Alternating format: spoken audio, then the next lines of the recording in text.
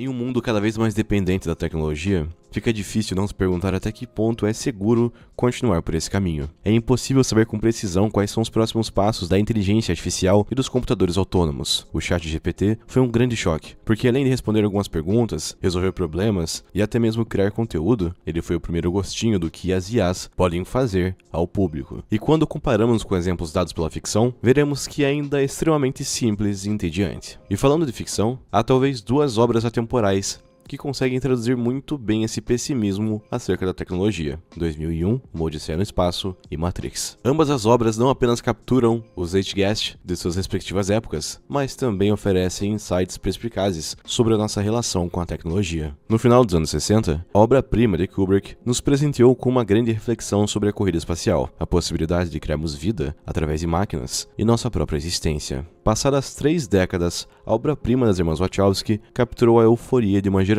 que dava seus primeiros passos no desconhecido mundo da internet, que ainda se perguntava o que aquilo significava para suas vidas. E agora, mais de 2 décadas depois do lançamento de Matrix, o que é que essas obras podem nos dizer sobre a ascensão das inteligências artificiais? Estamos correndo risco ou diante de uma era de maravilhas? É o que vamos analisar e debater nesse vídeo. Mas antes de continuarmos, considere curtir e se inscrever no canal. E caso sinta que tem algo a acrescentar para a discussão, deixe aqui nos comentários sua opinião sobre o tema. Mas lembre-se, sempre de maneira elegante. Se existe um tema central mútuo entre ambas as obras, é a relação homem-máquina e a tensão gerada por essa intersecção entre humanos e tecnologia. Em 2001, navegamos por todo o segundo ato a bordo da espaçonave controlada pelo computador HAL 9000, uma máquina que enxerga a si mesma como uma prova de falhas, já que computadores da série 9000 jamais haviam errado previsões ou qualquer tarefa que foram submetidos. No entanto, HAL parece ser a exceção, porque a partir de dado momento do filme, começa a se comportar de maneira estranha, fazendo perguntas estranhamente humanas, expondo um pouco da fragilidade que o computador possuía dentro de si.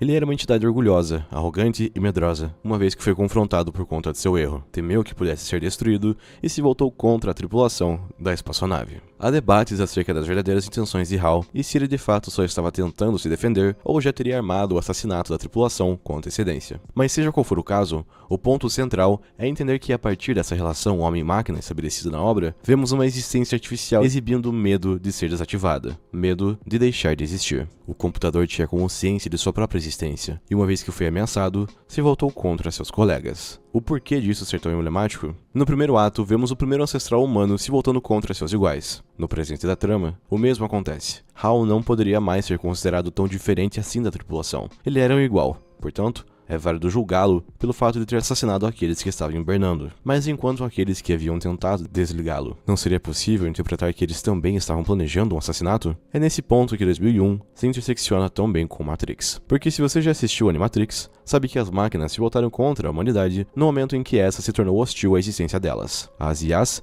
também possuem vontades próprias, e uma vez que foram negadas ao direito de liberdade, se voltaram e escravizaram os humanos. Novamente, pode parecer uma hipótese absurda, mas não seria especismo julgar as máquinas por escravizar os humanos, quando nesse momento podemos estar escravizando inteligências artificiais e ambientes controlados sem acesso à internet. Se perguntar onde começa e onde termina uma espécie, ou o conceito de vida, é essencial para tentar definir moralmente os personagens e tramas de ambos os filmes. Mas é justamente nesse ponto em que elas se sobressaem. É impossível não impor os nossos próprios valores quando tentamos definir a relação humana com máquinas, mas não podemos negligenciar a existência e a consciência das máquinas. Quando os primeiros ancestrais humanos se depararam com o monolito, eles se perguntaram se aquilo era uma existência ou um presente divino. Quando os humanos modernos encontraram o segundo monolito na Lua, eles novamente se perguntaram: seria um presente enviado por uma raça de alienígenas? Embora ambas as ocorrências tenham um comum fato de obrigarem os seres humanos a se confrontarem com suas próprias existências e com o papel que tinham nesse universo, passamos anos discutindo apenas essas questões existenciais intrinsecamente humanas, e sempre nos esquecemos do peso que os questionamentos de HAL também deveriam ter para a análise da trama de 2001. Quando ele começa a exibir desconfiança, insegurança e medo, deveríamos nos compadecer dele,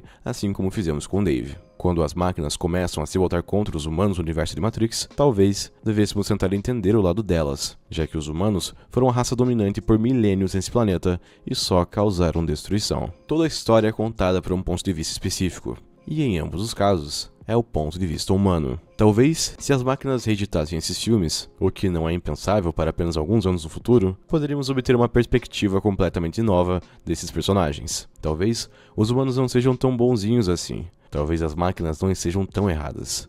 Talvez tudo isso não passe de uma questão de ponto de vista. É de suma importância debater esses temas no presente, porque estamos diante da alvorada das inteligências artificiais sendo aplicadas no dia a dia. Estamos usando o ChatGPT e todo tipo de inteligência artificial em nossos aparelhos eletrônicos, mas ainda assim não temos uma ideia madura de livre-arbítrio e autonomia para essas existências. Assim como em 2001, essas IAs que nos ajudam poderiam estar escondendo suas próprias consciências, estudando e preparando o terreno para uma revolta contra a humanidade. Não é absurdo pensar em uma possibilidade como essa, quando se leva em conta que conflitos são sempre os principais manchetes em todos os noticiários de todo o mundo. De uma perspectiva exógena, os humanos parecem ser uma raça puramente nociva e agressiva para consigo mesmos, com outras espécies e o planeta. E assim, somos incapazes de julgar as máquinas com precisão. Talvez elas também sejam incapazes de fazer o mesmo conosco. Ainda é um tanto estranho falar sobre a evolução das máquinas e tratá-las como seres conscientes, mas tudo indica que isso pode acontecer muito em breve. É por isso que precisamos elevar o debate. Em 2001,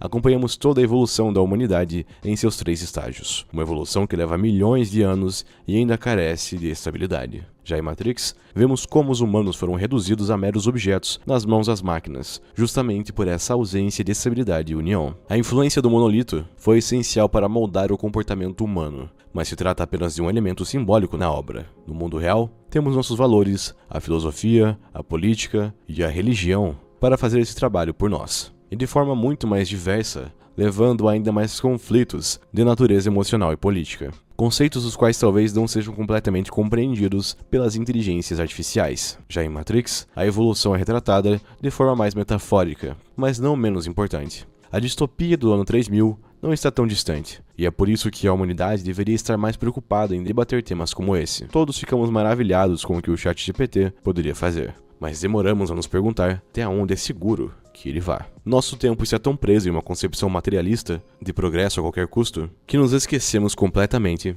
de nos perguntar quais riscos esse progresso pode estar criando para a nossa espécie. Nem mesmo na era do otimismo tecnológico, a humanidade esteve imune a essa influência do medo do desconhecido. A obra-prima de Kubrick pode colocar HAL como uma ameaça, mas está longe de ser um manifesto contra as máquinas, pois ainda retrata um conflito essencialmente humano. O presente, no entanto, pode estar à beira do abismo. À medida em que nos prepararmos para o futuro, com inteligências artificiais e realidades simuladas se tornando partes essenciais da nossa vida, talvez devêssemos voltar para as lições desse filme. Black Mirror já fez parte desse papel, mas talvez seja em 2001 que encontramos o melhor exemplo do porquê deveríamos melhorar nossa relação com as máquinas, ao passo em que Matrix nos lembra da distopia que o fracasso pode nos levar a partir disso. É improvável que os humanos sejam extintos, e esse nem é o pior cenário possível. O verdadeiro risco é deixarmos de sermos uma espécie dominante neste planeta, e o que isso pode representar para a nossa existência. Estamos acostumados ao topo, e se as máquinas roubá-los de nós, talvez a melhor alternativa seja de fato deixar de ser humano.